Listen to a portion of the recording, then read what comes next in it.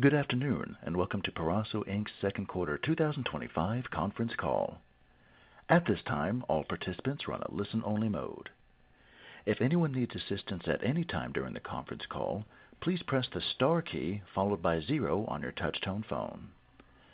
As a reminder, this conference call is being recorded today, Monday, August 11th, 2025. I would now like to turn the call over to your host for today's conference call, Mr. Jim Sullivan. Please go ahead. Good afternoon, and thank you for joining today's conference call to discuss Peraso's second quarter 2025 financial results. I'm Jim Sullivan, CFO of Peraso, and joining me today is Ron Glibbery, our CEO. Today, after the market closed, we issued a press release and related Form 8-K, which was filed with the Securities and Exchange Commission. The press release and Form 8-K are available on Peraso's website at www.perasoinc.com under the Investor Relations section. There is also a slide presentation that we will be using in conjunction with today's call that may be accessed through the webcast link on the IR website. As a reminder, comments made during today's conference call may include forward-looking statements. All statements other than statements of historical fact could be deemed as forward-looking. Peraso advises caution and reliance on forward-looking statements. These statements include, without limitation, any projections of revenue, margins, expenses, non-GAAP gross profit, non-GAAP gross margin, non-GAAP operating expenses, adjusted EBITDA, non-GAAP net loss, cash flows, or other financial items, including anticipated cost savings, as well as any statements concerning the expected development, performance, and market share or competitive performance of our products or technologies, and any statements related to prospective future financing arrangements or capital transactions, and the evaluation of pursuit of strategic alternatives. All forward-looking statements are based on information available to Peraso on the date hereof. These statements involve known and unknown risks, uncertainties, and other factors that may cause Peraso's actual results to differ materially from those implied by the forward-looking statements, including unexpected changes in the company's business. More detailed information about these risk factors and additional risk factors are set forth in Peraso's public filings with the SEC. Peraso expressly disclaims any obligation to update or alter its forward-looking statements, whether as a result of new information, future events, or otherwise, except as required by applicable law. Additionally, the company's press release and management statements during this conference call will include discussions of certain measures and financial information in terms of GAAP and non-GAAP. With respect to remarks on today's call involving non-GAAP numbers, unless otherwise indicated, referenced amounts exclude stock-based compensation expense, amortization of intangible assets, severance costs, and the change in fair value of warrant liabilities. These non-GAAP financial measures, definitions, and the reconciliation of these differences between them and comparable GAAP measures are presented in our press release and related Form 8-K, which provide additional details. For those of you unable to listen to the entire call at this time, a recording will be available on the Investor Relations page of our website. Now, I'd like to turn the call over to our CEO, Ron Glibbery, for his prepared remarks. Ron? Thank you, Jim. Good afternoon, and welcome to everyone on the phone and the webcast. We appreciate you joining us for today's conference call.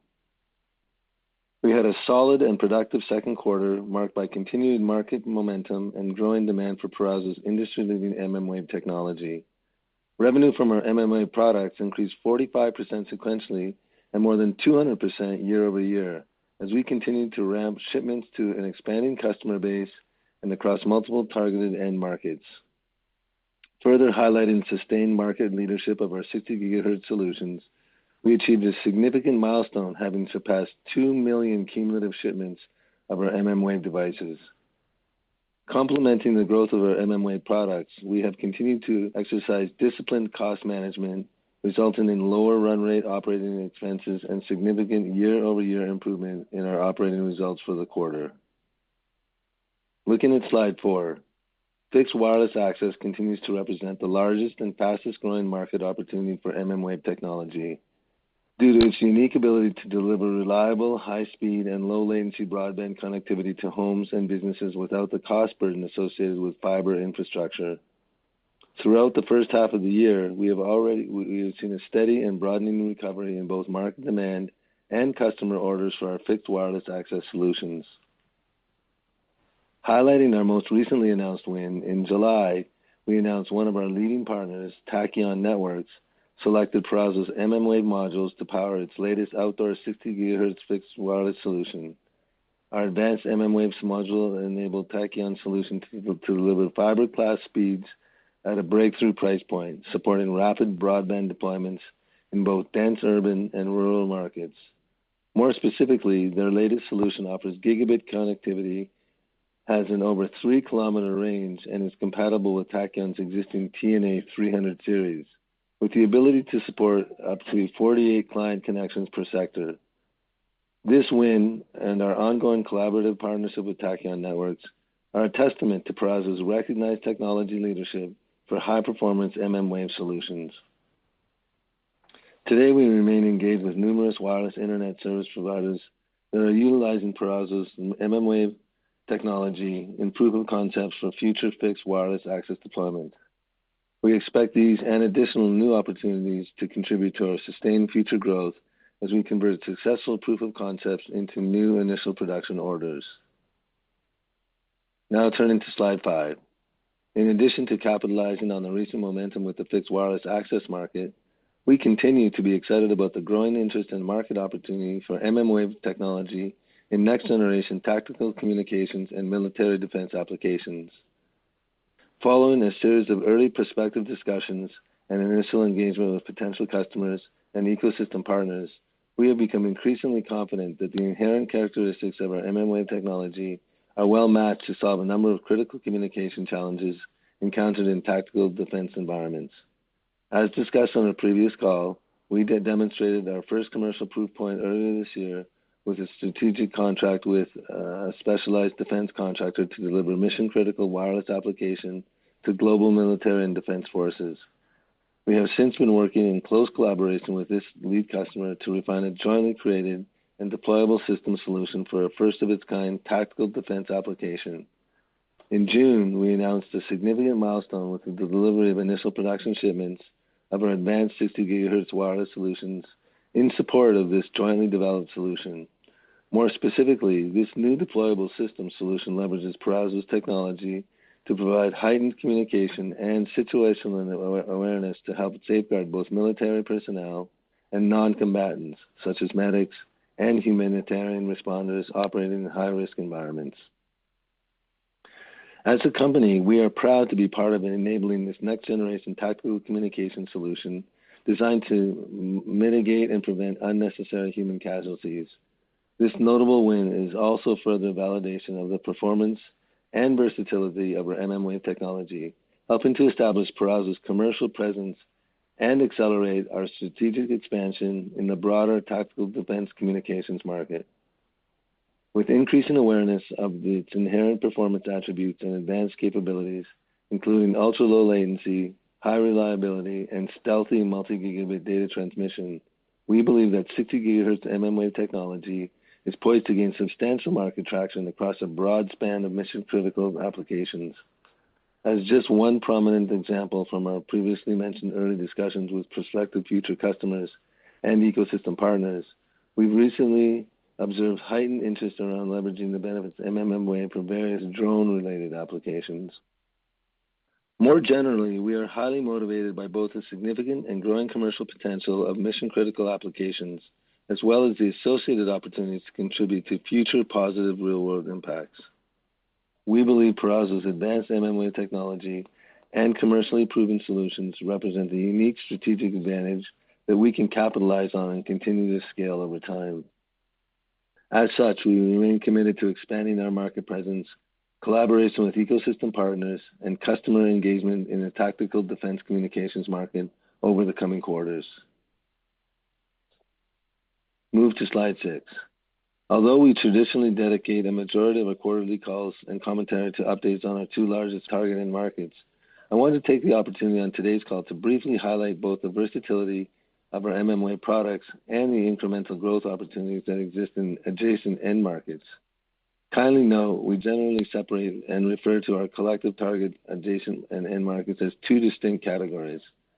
The first being transportation, and the second category we call professional video delivery.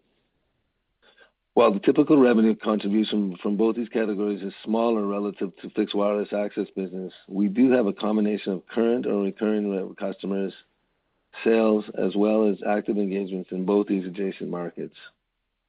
Having provided that background as context, the most important takeaway is that mmWave technology delivers a uniquely compelling value proposition for overcoming complex connectivity challenges across diverse applications in both our target and adjacent markets. It's largely the same inherent high performance and advanced capabilities that mmWave brings to fixed wireless and tactical communications. These same attributes make mmWave a critical enabler and frequently the only practical economic solution for applications requiring robust, high data rate connectivity. As a recent example further highlighting mmWave's unique capabilities and value proposition in adjacent markets, in June we received and have since shipped a production order of our 60 GHz wireless solution in support of a new customer's wireless video system for classroom environments. This customer chose to incorporate Peraso's 60 GHz wireless mmWave technology to enable its solution for the reliable delivery of high-performance, low-latency video in high-density school environments, while also operating completely independent of schools' frequently congested existing Wi-Fi infrastructure. Also notable, this was our first ever production shipment in support of a solution specifically tailored for education, and therefore reflected an expansion of our served addressable market. Looking now at slide 7. Borrowing from the layout that we utilized to show our overall pipeline in previous quarters, we recently introduced this new pipeline slide in order to specifically track and visualize the progression of our customer base over time. Noting the time frame between the two respective funnels from Q4 2023 to Q2 2025, representing approximately 18 months, we are very pleased with the substantial progress we made towards expanding our customer base over this relatively short period, especially when viewed in the context of how time and resource intensive it can often be to acquire a single new customer and then successfully advance engagement on a specific program from initial evaluation through the design process and ultimately see a customer's finished product be released to production. Although doubling our number of customers that are now in production from 7 to 14 hopefully speaks for itself, there's another potentially more subtle takeaway that I want to highlight. In addition to successfully attracting and securing new customers, this slide also demonstrates our ability to effectively advance a growing number of funnel opportunities and program engagements across an increasingly diverse group of end market applications. Turning to slide 8, this is another view of our pipeline over the same 18-month period ending in June, but shown in terms of the number of SKUs or individual device models, irrespective of whether an individual SKU is associated with a new or existing customer. The overall trajectory is definitively positive and similar to the prior slide also demonstrates our substantial progress on advancing a sizable number of engagement opportunities into finished customer products released into production. The other two takeaways that I want to briefly highlight are, first, the number of customer SKUs that are now currently in production have increased 90% over the last 18 months. This metric alone reflects a dramatically more diversified base of existing products with the potential for revenue contribution. Lastly, as of quarter end, we had 7 additional engagements in the pre-production stage, representing potential incremental revenue contribution in the relatively near future as customers release these products into production. In summary, we are pleased with our demonstrated growth and market momentum through the first half of the year, as we've continued to ramp production shipments of our mmWave solutions in support of an expanding and increasingly diverse customer base. Combined with our ongoing commitment to disciplined expense management, we have meaningfully improved our operating results and significantly reduced our quarterly cash burn. Looking forward, we have good visibility into near-term orders for our mmWave solutions, with an existing backlog that supports continued sequential growth. In fact, we currently expect record quarterly revenue contribution from our mmWave products in the third quarter. Having said that, we continue to be diligently focused on converting our healthy pipeline of existing customer engagements into new designs and incremental production orders in support of sustained growth in 2026 and beyond. I'll now turn the call back over to Jim to review the financials and provide our current revenue outlook for the third quarter of 2025. Thank you, Ron. Turning now to the results for the second quarter of 2025. Total net revenue for the second quarter was $2.2 million, compared with $3.9 million for the prior quarter and $4.2 million for the second quarter of 2024. Product revenue in the second quarter was $2.2 million, compared with $3.8 million in the prior quarter and $4.1 million in the second quarter of 2024. The decreases in product revenues for the second quarter of 2025 compared with the prior quarter and comparable period of 2024 were attributable to the previous completion of EOL shipments of memory IC products during the first quarter of 2025. Specific to sales of millimeter wave products, revenues were $2.2 million in the second quarter of 2025, compared with $1.5 million in the prior quarter and $0.7 million in the second quarter of 2024. GAAP gross margin decreased to 48.3% in the second quarter from 69.3% in the prior quarter and 55.5% in the year-ago quarter. The decrease in GAAP gross margin for the second quarter of 2025 from the prior comparable periods was primarily attributable to revenue being comprised entirely of millimeter wave products. On a non-GAAP basis, gross margin for the second quarter was also 48.3%, compared with 69.3% in the prior quarter and compared with 68.8% in the second quarter of 2024. GAAP operating expenses for the second quarter of 2025 were $2.9 million, compared with $3.2 million in the prior quarter and $6.8 million in the second quarter of 2024. The year-over-year decrease in operating expenses on a GAAP basis was primarily attributable to reduced stock-based compensation expense and $2 million of charges for software license obligations and severance costs incurred during the second quarter of 2024, and amortization expense related to intangible assets fully amortized in 2024. Non-GAAP operating expenses, which excludes stock-based compensation, amortization of intangible assets, and severance costs, were $2.7 million in the second quarter, compared with $3.1 million in the prior quarter and $5 million in the second quarter of 2024. The year-over-year decrease in operating expenses on a non-GAAP basis was primarily attributable to a $1.6 million charge for software license obligations recorded in the prior year, as well as previously implemented cost reductions and ongoing cost containment initiatives. GAAP net loss for the second quarter of 2025 was $1.8 million, or a loss of 31 cents per share, compared with a net loss of $0.5 million, or a loss of 8 cents per share in the prior quarter, and compared with a net loss of $4.4 million, or a loss of $1.88 per share in the same quarter a year ago. Non-GAAP net loss, which excludes stock-based compensation, amortization of intangible assets, severance costs, and change in fair value of warrant liabilities for the second quarter of 2025 was $1.7 million, or a loss of 28 cents per share. This compared with a non-GAAP net loss of $0.4 million, or a loss of 7 cents per share in the prior quarter, and a net loss of $2.1 million, or a loss per share of 88 cents in the same quarter a year ago. The weighted average number of basic and diluted shares outstanding for purposes of calculating both GAAP and non-GAAP EPS for the second quarter of 2025 was approximately 6 million shares. Adjusted EBITDA, which we define as GAAP net income or loss as reported, excluding stock-based compensation, amortization of intangible assets, severance costs, change in fair value of warrant liabilities, interest expense, depreciation and amortization, and the provision for income taxes, was negative $1.6 million in the second quarter of 2025, compared with negative $0.3 million in the prior quarter and negative $1.9 million in the second quarter of 2024. With regard to the balance sheet, as of June 30, 2025, the company had approximately $1.8 million of cash and equivalents. The net change in the company's cash and equivalent balance for the second quarter was approximately $1 million and included approximately $1.1 million of net proceeds from the company's at-the-market offering program during the quarter.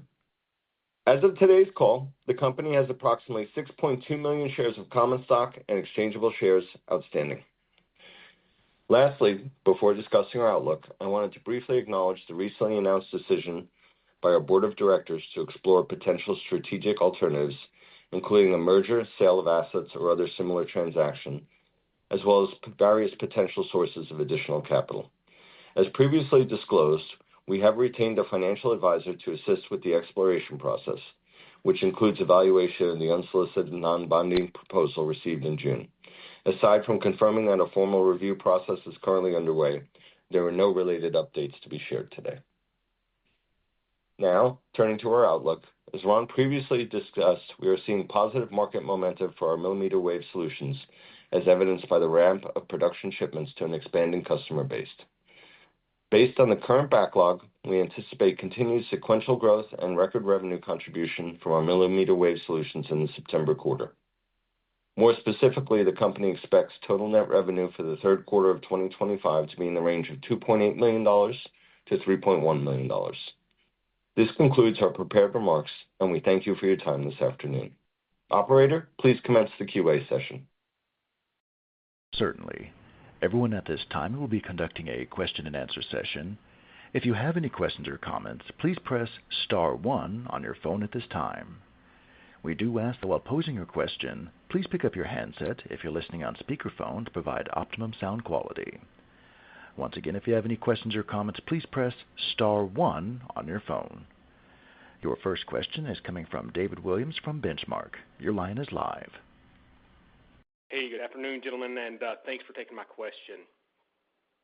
I guess maybe first, lots of nice progress there across the space, and especially in the tactical comms segment. And Ron, I think you mentioned being engaged on some drone opportunities there, and we've heard that at least this earnings season, a couple of folks have talked specifically about just the demand they're seeing develop in that space. So I'm wondering if you could give us maybe a little more color on the number of engagements or just kind of what you're seeing in the different opportunities in that military space.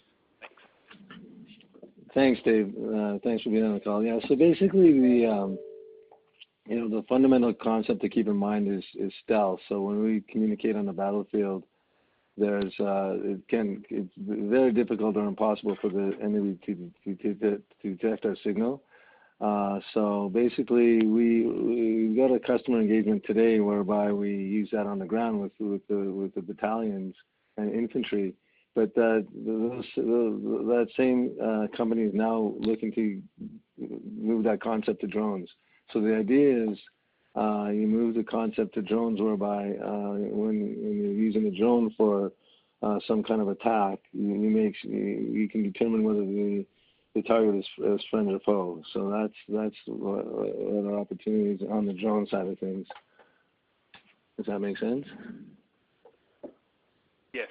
Yes, it does. And one of the other things Dave kind of brought up was the targeting on the battlefield from the RF communication. And just wondering if your kind of envelope or your precision in terms of the signal, does that give you an opportunity maybe to participate there where they're concerned with maybe picking up that RF signal and targeting those infantrymen?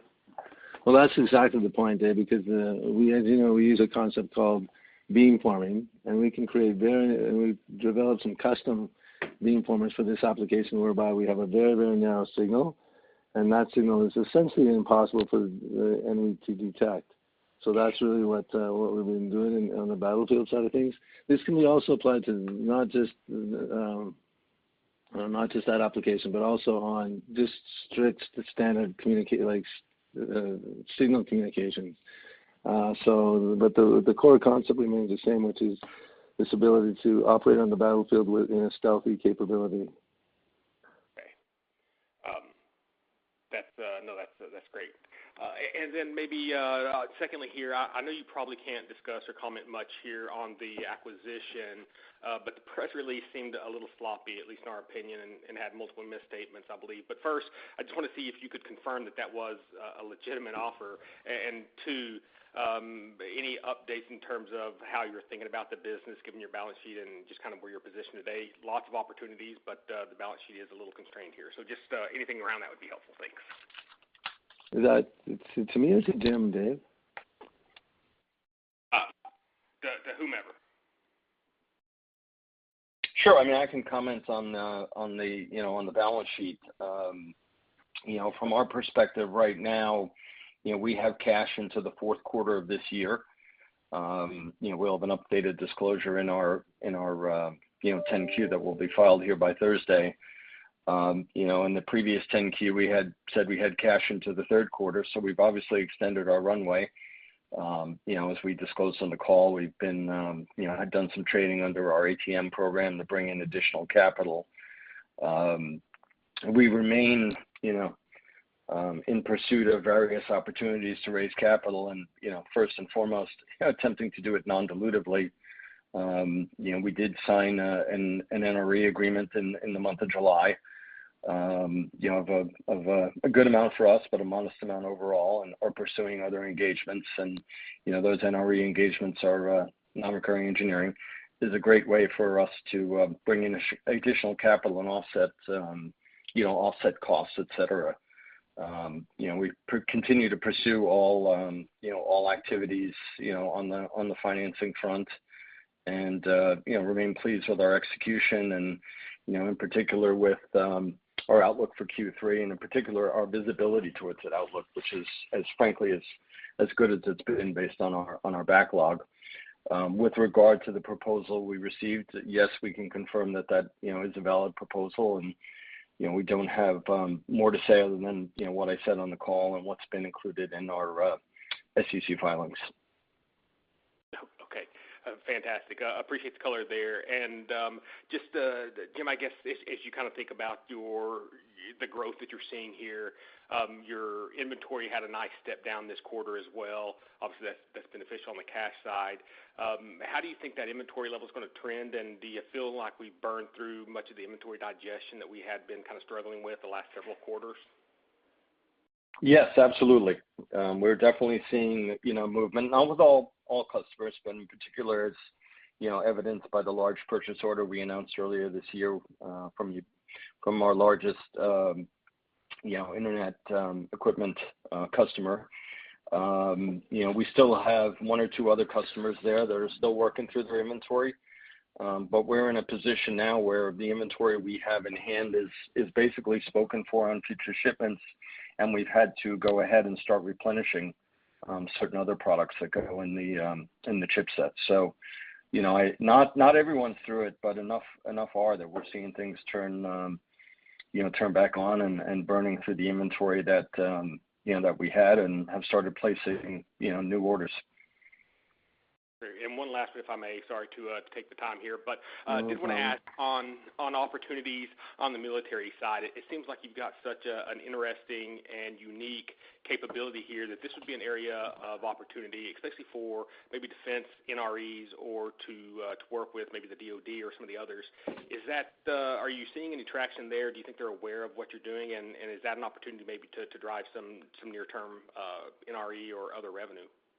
Oh, Dave, we are driving NRE. Like, this is actually a very custom design, and so what we're finding with the military is it's not fixed wireless. It's not your father's fixed wireless solution. So, NRE is definitely a part of our strategy moving forward.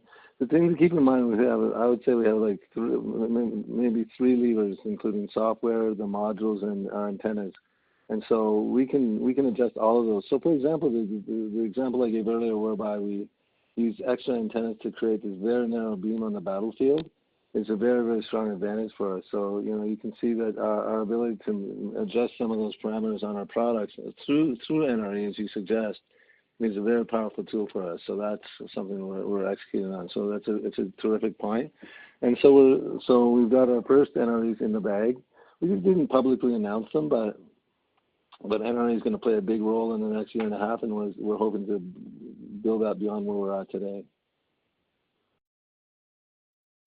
Thanks so much for the color, gentlemen. I certainly appreciate it, and best of luck on the quarter.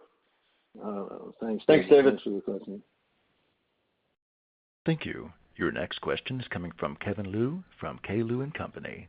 Your line is live. Hi, good afternoon, guys, and nice progress here on the millimeter wave side.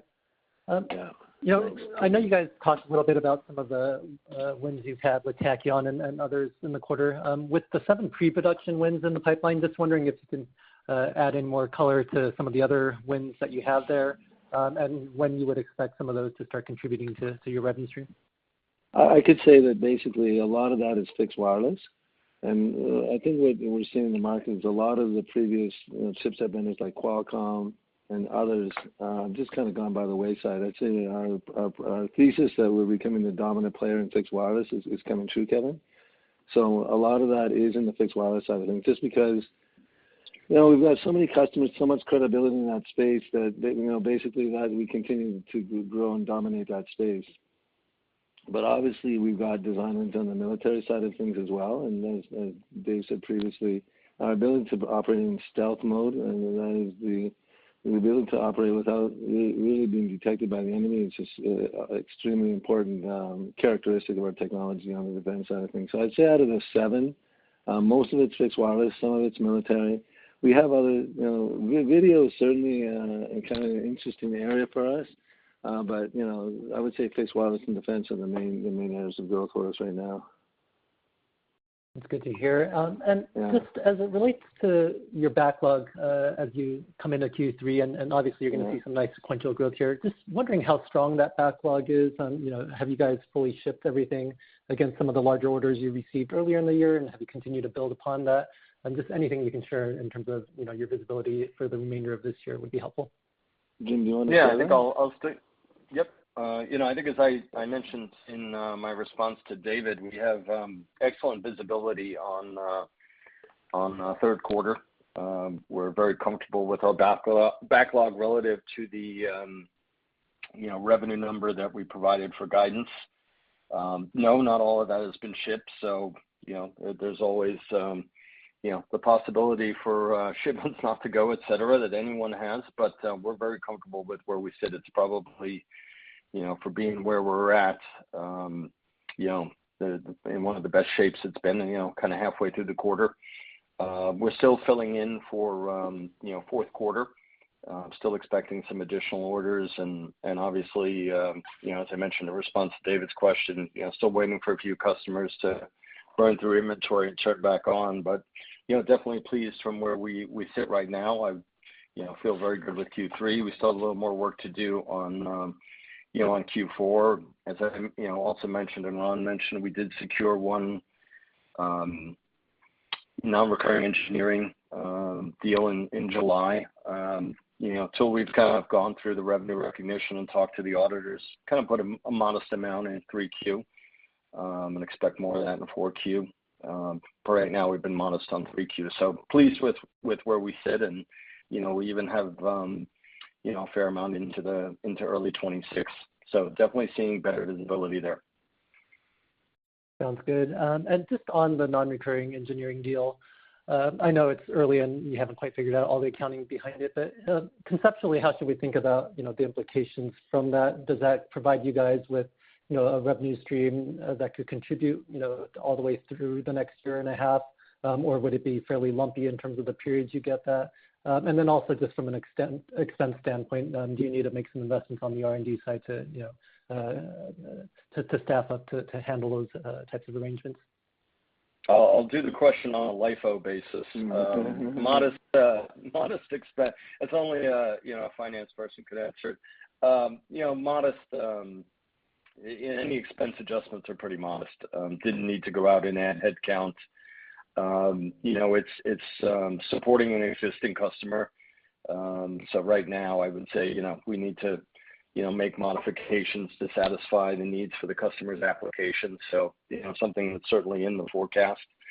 You know, obviously, we are pursuing additional, you know, NRE opportunities, and, you know, obviously the goal for companies like us is obviously, again, you get the cash, it offsets your engineering expense, and then, you know, ideally you come out of it with a future product to offer to others.